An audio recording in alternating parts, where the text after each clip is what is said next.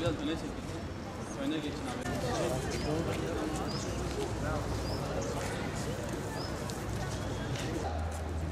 Tekbir! Allahu Ekber! Allahu Ekber! Allahu Ekber!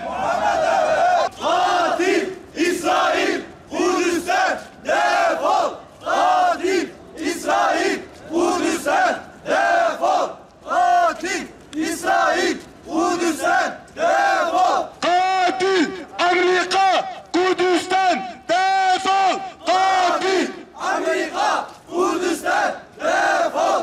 Katil Amerika! Kudüs'ten defol! Müslüman uyuma! Kudüs'e sahip çık! Müslüman uyuma! Kudüs'e sahip çık!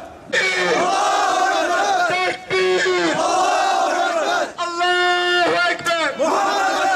Allahu Ekber! Allahu Ekber! Tekbir! Allahu Ekber!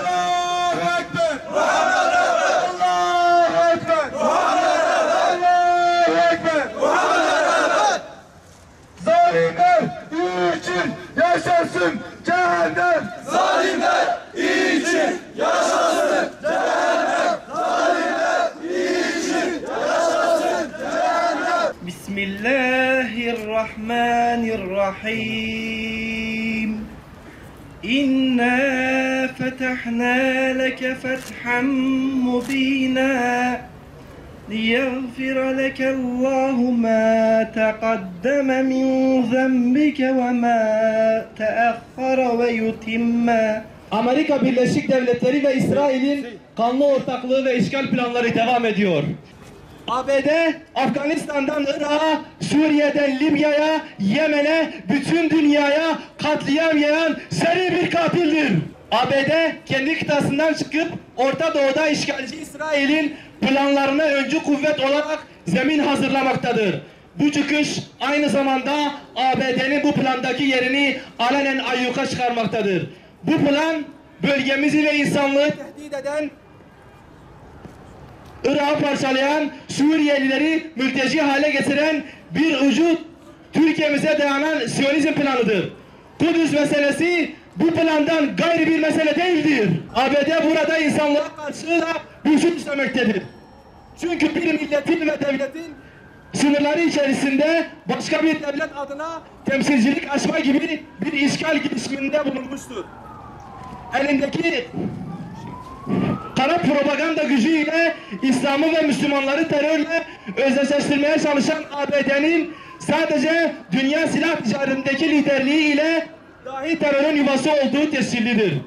Dostluğunu düşmanını bilemeyen, dostluğunu düşmanını seçemeyen toplumlar yüzüstü düşmeye mahkum kalırlar. Kadim bir İslam şehri olan Kudüs'ü, ilk kıblemiz olan Kudüs'ü İsrail'in başkenti olarak nitelendirmek açık bir savaş çağrısından başka bir şey değildir.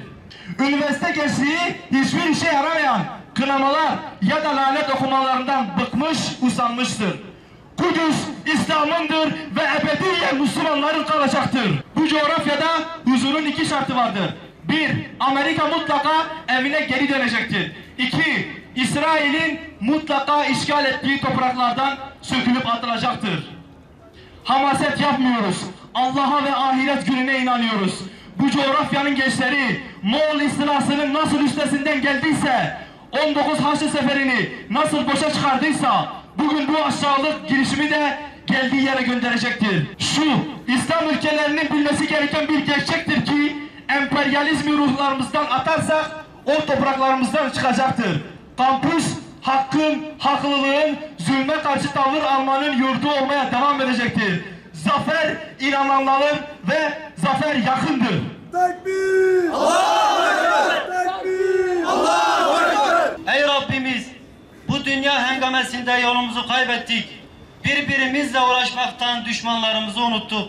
Gaflet uykusuna daldığımız için heybetimizi düşmanlarımızın kalbinden söküp attın. Rabbim bir kez daha o heybeti bizlere nasip eyle. Amin. Kaybettiğimiz o izzeti bir kez daha bizlere nasip eyle. Amin.